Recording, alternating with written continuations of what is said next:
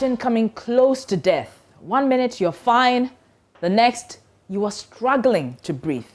That experience may not sound familiar to some of you because you may not have had a close shave with death when it comes to the fast-spreading coronavirus. Perhaps you're one of those who believe the coronavirus is so very far away from you.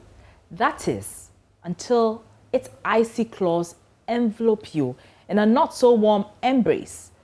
And that was exactly the turning point for my colleague, Raymond Akwa.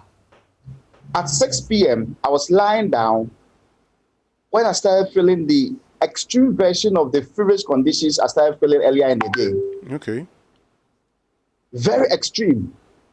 I mean, I was lying in an air-conditioned room, but I felt I was in a very heated environment with heat coming out of my nostrils. Raymond was lucky, but several others were not. The Ghana Health Service says almost 1,500 active cases have been recorded within a space of just 4 weeks. And so far, 340 people have been killed by the disease. In Kumasi, the active cases rose from 18 to 79 during this short Christmas period. That's an increase of over 300%.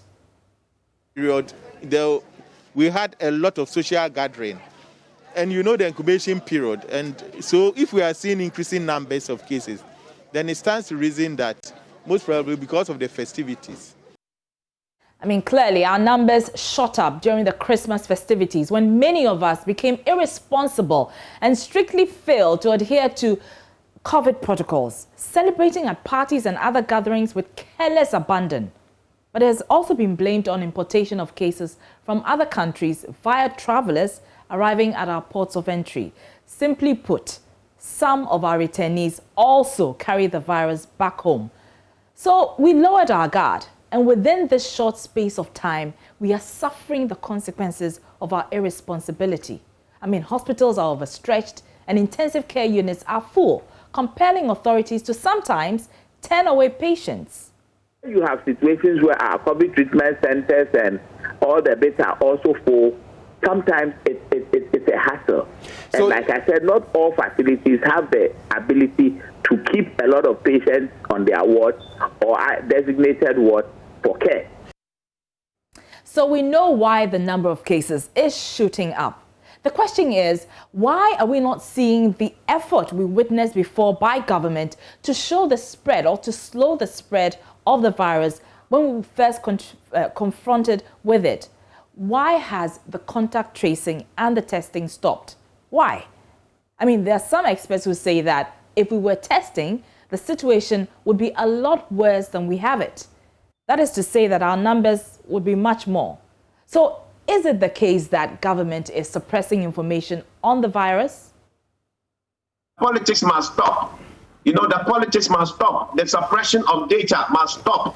The deliberate, disregard or suspension of tracing to help keep the numbers down must also stop.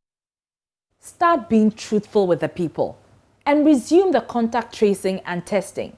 How will you know the extent of the havoc the disease is wreaking if you don't?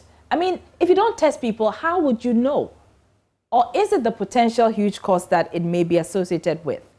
And with schools being reopened, how certain are we that our children will not be easy targets of the virus?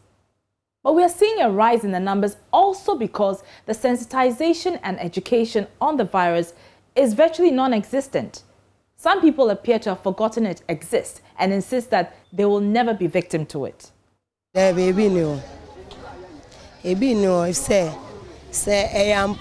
COVID-19 was truly in the system, we would have all been dead by now. I'll never get the virus. God forbid. Outside Ghana.